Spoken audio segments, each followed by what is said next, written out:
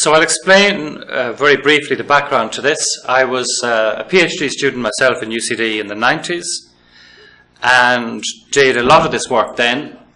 I spent 15 years working in price regulation since then and wasn't doing research, and I'm back in economics, at least for the time being now, and I'm looking back at this piece of work and primarily thinking at this stage about developing it in particular directions.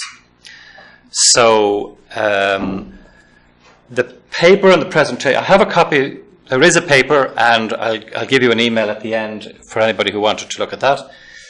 The paper falls into two parts. So the first part takes a formal model and derives an employment equation depending upon certain things.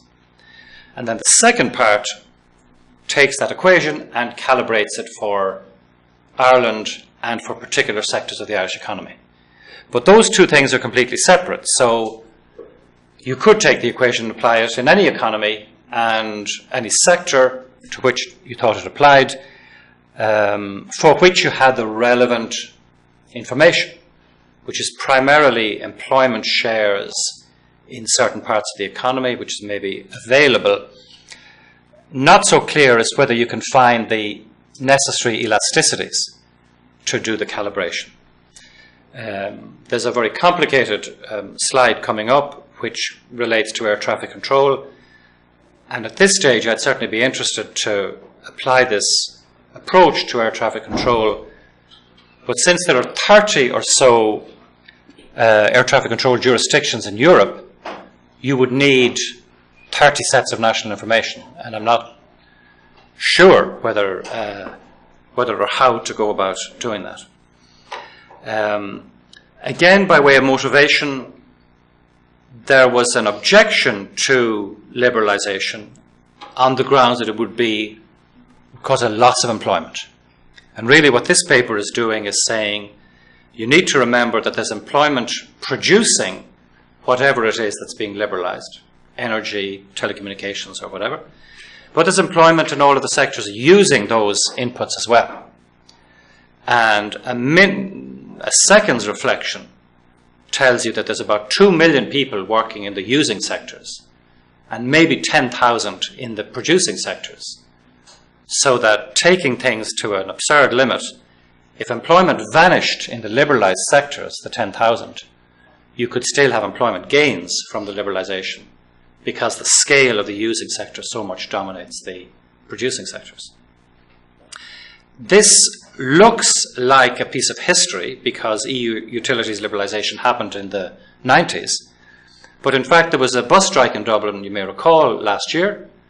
And that was because this framework has been extended over time to many other parts of the European Union economy. It has, in Ireland, it may have reached transport or it may not. The strike happened because there's an obligation now on the authorities here not to award subsidies for transport, rail, bus and so on, without a competition. And the National Transport Authority, as the agent of the Department of Transport, is supposed to be conducting a tender now for 10% of the routes in Dublin, which doesn't meet with the approval of the staff of Dublin Bus or Bus Éireann, and hence there was a strike. The tendering process was suspended, and it's anybody's guess whether we'll ever see it again. I wouldn't expect to see it this side of an election. The objection in the bus case to liberalisation isn't strictly that there'll be a loss of employment, although I guess that is part of the story. The current characterisation of the objection is that it's a race to the bottom. So the terms and conditions of workers in the producing transport sectors would suffer a lot, and I suppose we have to remember that, of course, there are a lot of users whose interests need to be taken into account as well. So what I'm going to say rather briefly is a little bit about the timetable and so on, the so-called first package of liberalisation.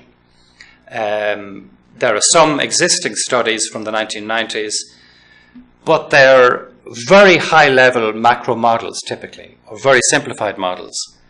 And what I'm trying to do here is to say, if energy becomes cheaper, any kind of a full evaluation of the impact of that needs to have a lot of detail in the model to look at the substitutability, for instance, between energy and capital, energy and labour, in order to work out the full effects. And the higher level models, which are fine, are a little bit crude. What I'll be doing is taking a very commonly applied general equilibrium model due to Ronald Jones from decades ago, and then adding something which allows the particular problem I'm looking at to be studied, something called content protection, which I'll explain in a moment. And then at a theoretical level, there's a couple of questions. We have to rule out certain kind of bizarre paradoxes where more protection would actually harm the sector and so on. If we can get over that hurdle, then we can go directly to the employment effects. And once we have the equation for the employment effects, we can populate that with empirical estimates and so on and see what the actual impacts are. This calibration says that the net effect of increasing liberalisation or reducing protection by 1 percentage point is a couple of thousand jobs per unit of liberalisation. So taking the shrinkage in the producing sectors and the expansion in the using sectors, there's an overall gain. Obviously, that's very dependent on the particular numbers used, and probably those can be improved upon, and you may have some thoughts on that yourselves. So I'll describe at a general level how the model works, and then we'll look at some of the algebra, and I hope to keep that manageable. So, in the 90s, the liberalisation programs I'm looking at concerned electricity and telephones, and they were simple rules. By 1997 in the European Union, a fifth of the non-household market had to be open to competition, rising to 30% in 2000. Something similar in gas, a more rapid opening for the case of telephones. So that's a particular avenue of reform where you introduce more competition, and you do it by saying a certain portion of the market must be open by a certain date. So you have an existing monopoly supplier typically, and you measure market shares from that date forward, and it's the responsibility of the state to see that there are competing suppliers equal to different percentages of the market. So that's one way to liberalise sectors that have been protected. Obviously, telecommunications and electricity, not everybody present here will remember, the simplest of national monopolies. And the decision was to open them up in this fashion. So you were opening them by introducing competition, which is an attractive way to do things and a simple way to do things. Obviously, my own working background in recent years has been in regulation, which is a very, very different approach. And you can see that by the complicated slide. So the liberalisation that I'm describing here, you can summarise in a sentence. You say 20% of the market open by a certain date. In air traffic control, which is currently protected, so you have 30 jurisdictions and each of them has a national air traffic control company. There's no opening of the market there at all. You have pieces of legislation. So how would you open that market? Don't you have somebody controlling? The Irish Aviation Authority is the only entity legally entitled to provide air traffic control services in Ireland. There is nothing that I can see in principle to stop you saying there are countless such providers in Europe and around the world. Anybody can provide air traffic control services who wishes to offer it. They'd obviously have to set up, the radar and all that stuff. That's what we're talking about. They would need access to equipment in Ireland. Network electricity providers. There's a network. They all use the same cable stuff. Well, electricity, you have competition in principle in production, and then you have a monopoly distribution system, and everybody in theory can sell into that. For air traffic control, I think that the thing to do would be to lift the legal prohibition and let the industry figure out how it would offer services within areas where it had previously not been allowed to provide it. So you have a company called NATS in Britain, you have the IEA, provide services in each other's jurisdictions.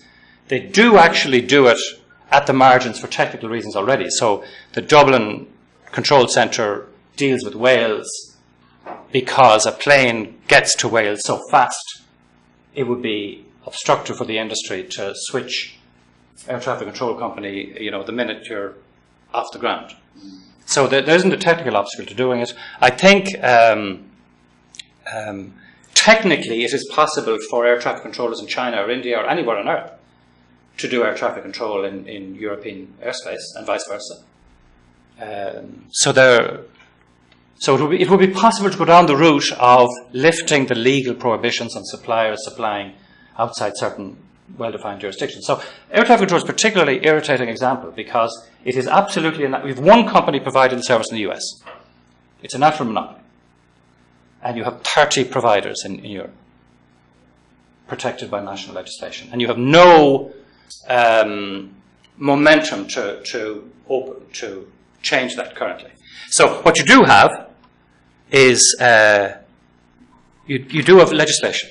Every single one of these is a European Union directive. Some are parliamentary directives, some are commission directives, some are different kinds of things. The office I worked in used to deal with 6 of these. Those 6 documents run to about 200 pages. Inevitably, they're not consistent because it's not easy, actually, to write 200 pages of rules so that you know what it's like to write a thesis yourself and not contradict yourself on different pages. So it's the same for other things. So one avenue towards liberalisation is you say, well, we won't have competition, but we'll study the costs of these suppliers, we'll scrutinise the costs of these suppliers, and if their costs are too high, we'll force them to lower their costs. The other avenue is to say, well, we'll just let them compete, and the guys who vanish, vanish. So I'm just contrasting these two approaches. The early stages of European Union single market liberalisation was introducing competition along the lines of the previous slide. In energy, in telecoms, you've gone from the first slide to this one. There's a third package now in both of these sectors with a lot of regulatory rules. So you've gone away from the simple obligation just to open the market and stand back, which I wouldn't, as you can imagine, describe as progress. Now, back to the specific application here. So what I'm doing is looking at a model of intermediate production. So there's capital and labour in the economy. There's capital assigned, the sector-specific capital. So capital is assigned to the final sectors and to the intermediate sectors. We can maybe talk about the reasonableness of that. Labour and capital are combined to produce the intermediate, which I'm calling M. And in the final sector, you use its capital stock, some of the labour, and the intermediate to produce final output. And in a liberalised setting, you could also import the intermediate. So this is essentially using a trade model type setup to look at liberalisation. And alpha is the fraction of intermediates that you buy local, that you're required to buy locally, and the fraction you import. So in the monopoly, or in the protected world, I should say, you start with this equal to 1. No imports. You must buy locally. The price is higher. Liberalisation is moving from 1 to 0.99 to 0.98 and so on. And eventually you get to where the market would be when the price is equalised between domestic and international suppliers. So that is the intermediate setup. Then I'm going from, once I've worked out some of that, going to look at the employment effects after that. And again, at a simplified level, well, sorry, yeah, this is still the intermediate story. So you have the domestic supply here, you have the world supply. Under free trade, you would have this amount provided domestically and the rest imported.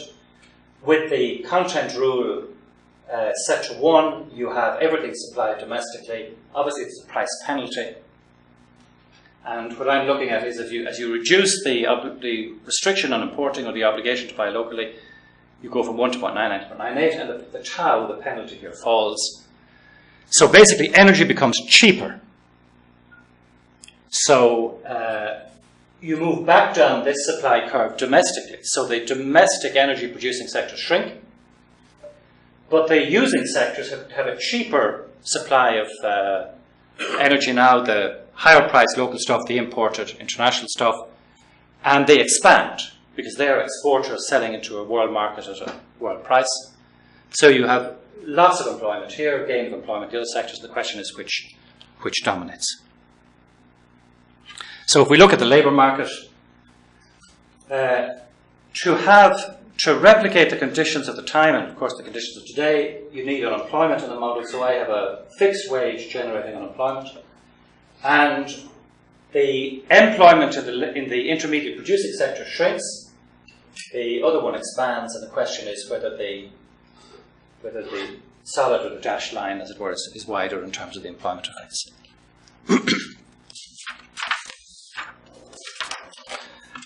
Some of the notation.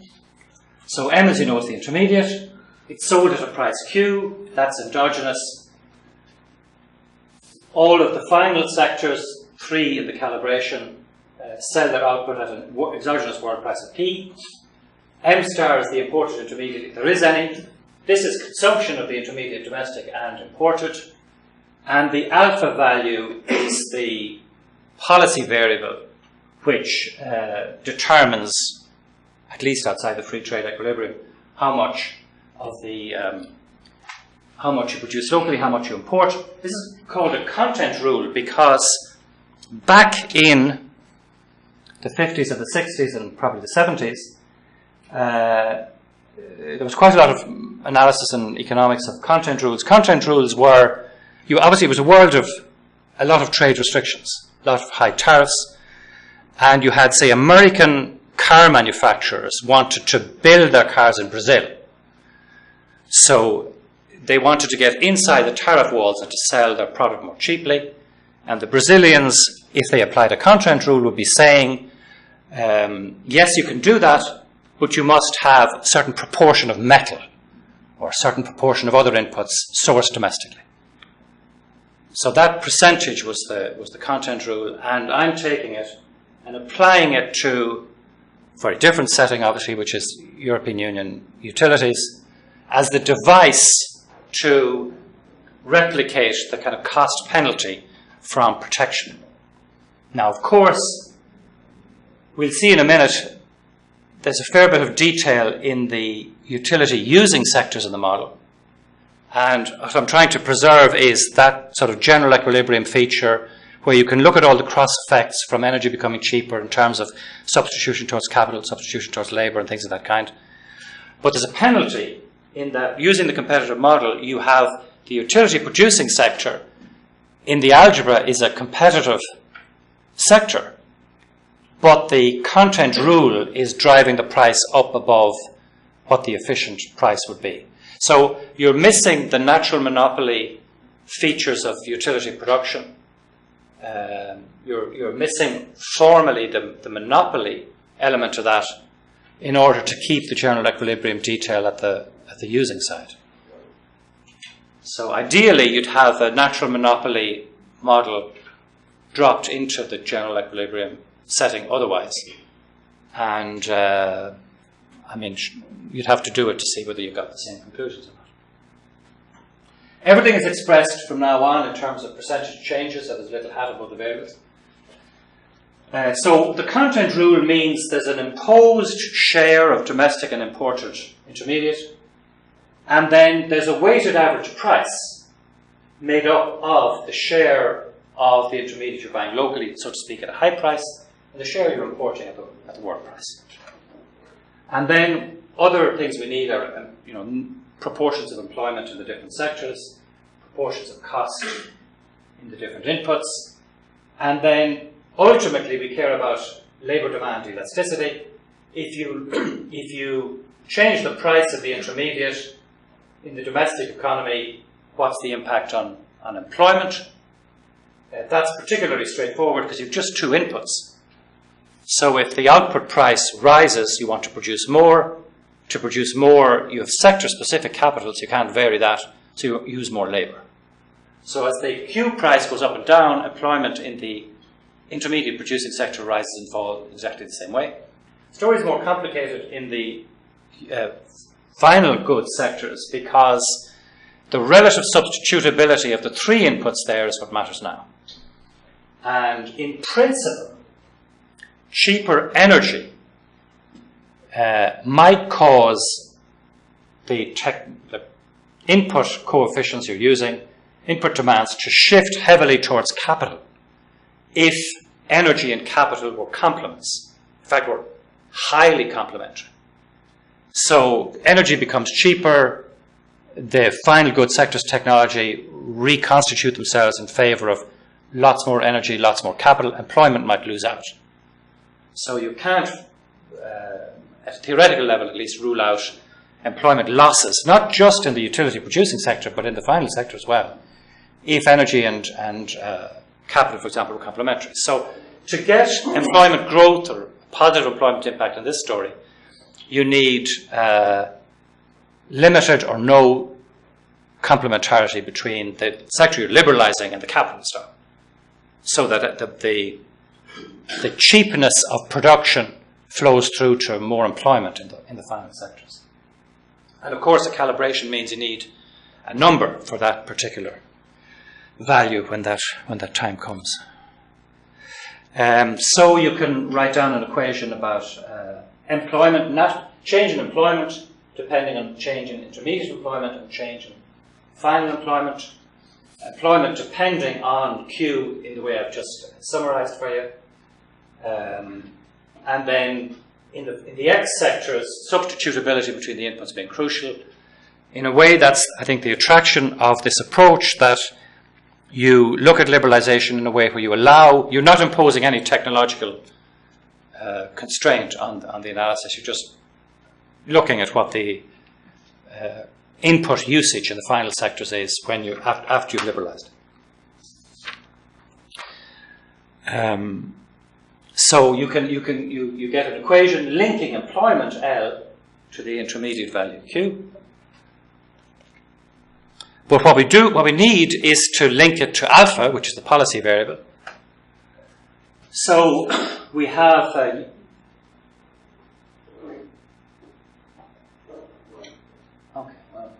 M is appearing twice there. Anyway, this part is true. Alpha n plus m star should be alpha c.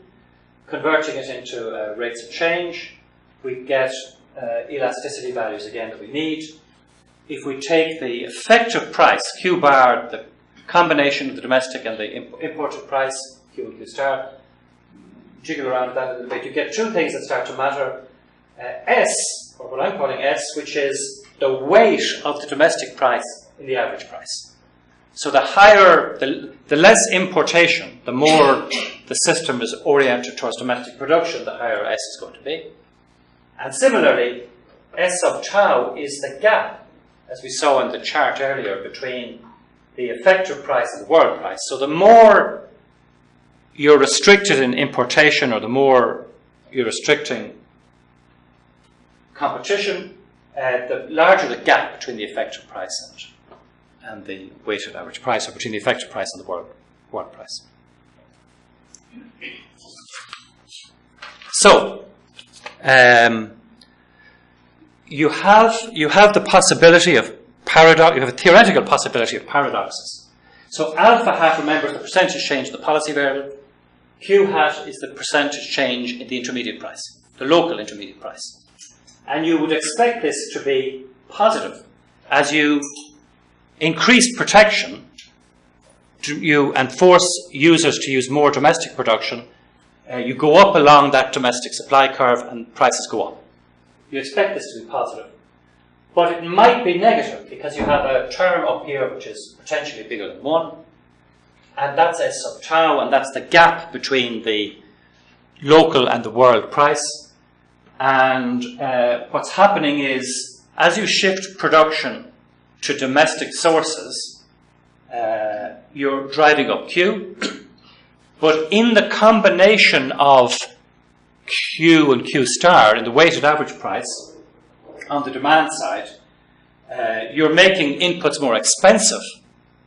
And in a very distorted economy where there's a very large gap between the domestic price and the imported price, this might have a negative value overall, and you'd be in a bizarre world where the more protection you offered, you'd be driving down the price of the intermediate.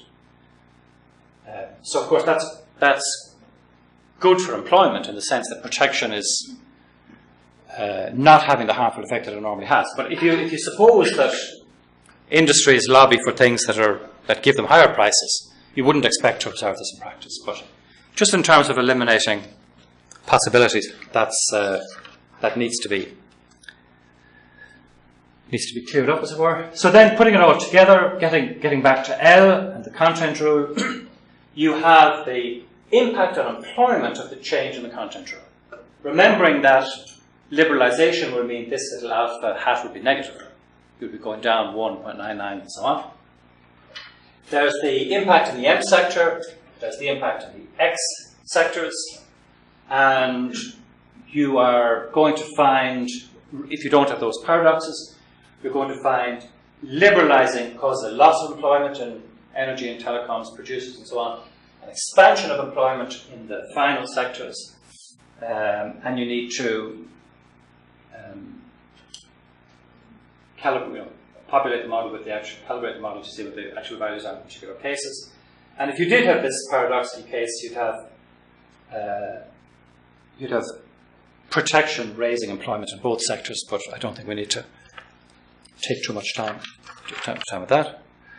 Okay, so what about actual values? You start off with a domestic producer share of 100% or 1. You start off, as far as one can tell, because comparative pricing information is very, very scanty.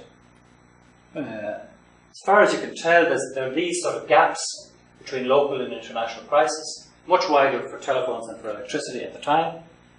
You then find ESRI or others have calculated elasticities for, the reason I have 3 intermediate using sectors is, of course, I can get 3 capital E's from empirical work, and no more than that.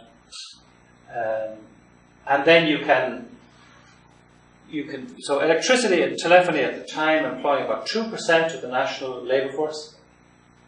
Each point of liberalisation causes a loss of 1% employment in electricity production, 1/3% of employment in telephony production. But weighted by those tiny percentages, it's very, very small overall, and you're getting about 1/4 percentage point increase in national employment per unit of liberalisation in electricity, and 1/3 or so for telephone services. Is there full employment in this model? No, there's unemployment. So why is that? What's stopping the labour market there? Nothing except trying to match conditions in a world of full employment, you presumably wouldn't care about the employment effects of liberalisation, because it would simply mean that people move from one industry to another. Yeah. But what's stopping the labour market there? There's a fixed wage to W hat is equal to 0, or you've got W bar above the labour market clearing level. Okay. But I think if you had full employment, obviously wages might change, but maybe there's less reason to care about what shrinks and what expands as you liberalise. If you're world of high unemployment, it's certainly more controversial. Okay, so